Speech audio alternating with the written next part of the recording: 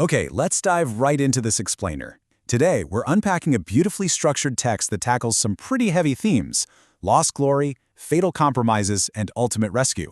What's amazing is how it takes a totally ruined ancient city and builds this incredibly direct bridge to the modern spiritual realities that we face today. It's kind of like a historical deep dive that suddenly turns into a mirror for our own lives. So let's look at exactly where the story begins. We are starting right in the ashes of ancient Jerusalem, anchored in the words of the prophet Jeremiah, straight from the book of Lamentations. You can literally feel the raw emotion captured here. Jeremiah is weeping over a magnificent city that has been completely devastated and, frankly, abandoned. I mean, Jerusalem was once considered the greatest city in the world, just overflowing with the glory of God. But now, she's sitting all alone in the ruins, weeping in the night, totally ghosted by her so-called lovers. So that brings us to our first major section, Jerusalem's tragic fall, specifically going from a royal princess to an abandoned widow. The source text sets up this really stark, almost heartbreaking contrast between two identities. First, you have the princess. This represents Jerusalem back in her glory days, when she was protected by God, her true husband. In that state, she reigned with immense dignity. But then, you have the widow. Because she turned away from her true protector, she became incredibly vulnerable. And there's a really tragic irony here, right? To protect herself, Jerusalem tried to take surrounding foreign nations as her allies, or her lovers. But when disaster finally struck, those same allies offered zero comfort. Instead, they actually betrayed her and became her enemies, leaving her weeping and completely isolated. But how did it get this bad? That leads us straight into our second section, King Solomon's fatal flaw, which is really the root of the entire ruin.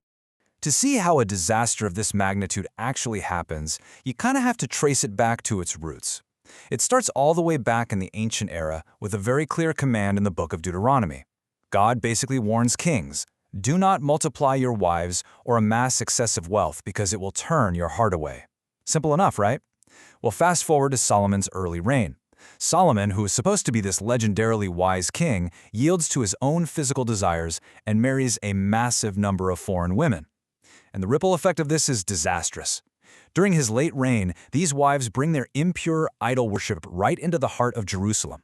By 930 BC, this compromise literally causes the entire kingdom to split in half, and idolatry just deeply infects the nation. Finally, by 586 BC, we hit the ultimate consequence. The once glorious city of Jerusalem falls completely to the Babylonian army, and the people are dragged away into captivity.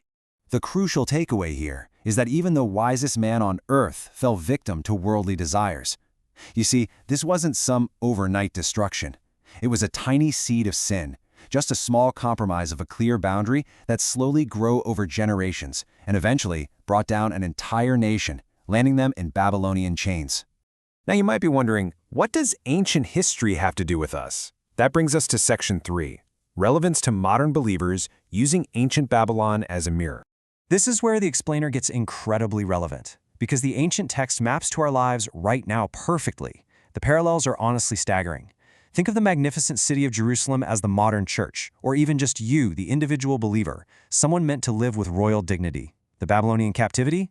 Well, people today aren't usually being dragged off by ancient armies, but they are absolutely held captive by things like crippling debt, immorality, and immense mental stress.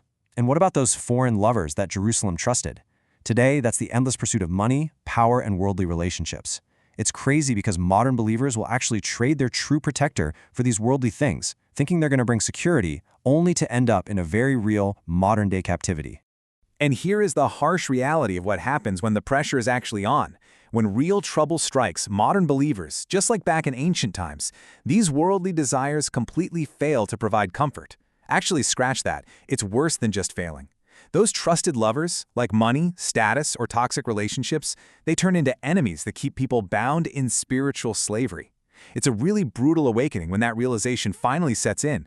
Chasing the world meant breaking God's foundational word, and now you're left totally exposed. But thankfully, the story doesn't end in the ashes.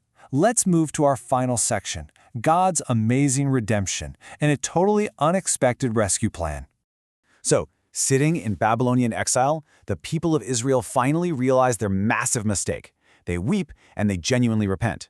And how does God respond to this? Well, he doesn't just magically unlock a gate, he does something way more complex. He changes the heart of a powerful king named Cyrus. Now keep in mind, Cyrus was a Gentile. He was a foreign king who didn't naturally worship the God of Israel at all. Yet God orchestrates it so that this foreign ruler defeats Babylon, and then Cyrus himself actually decrees that the Israelites can go free and rebuild their city. It's a total plot twist. There's a deeply hopeful, almost shocking theological point here. God's playbook is entirely unconventional.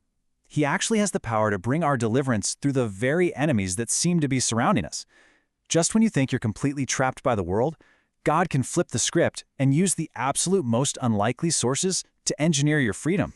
Which perfectly sets the stage for one of the most famous promises in the book of Jeremiah. Chapter 29, verse 11 says, "For I know the plans I have for you, declares the Lord, plans for welfare and not for evil, to give you a future and a hope." This highlights such a profound truth. Even when people mess up colossally, even when they land themselves in a 70-year captivity of their own making, God's ultimate goal for his people is literally never destruction. His goal is always peace, hope, and total restoration. So what's the practical game plan for anyone who feels trapped in their own modern-day Babylon today? The text lays out a clear 3-step path. Step 1, you have to stop chasing those worldly things and false lovers that promise security but only deliver anxiety. Just stop. Step 2, genuinely repent. Acknowledge the spiritual captivity you're in and consciously turn away from it. And finally, step 3, return to Jesus Christ as your true spiritual protector so you can have that lost glory fully restored. It's such a powerful analysis of a truly timeless story.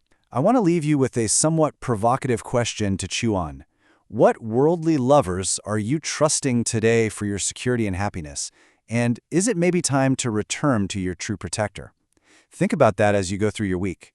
Thanks so much for joining me on this explainer, and I'll catch you next time.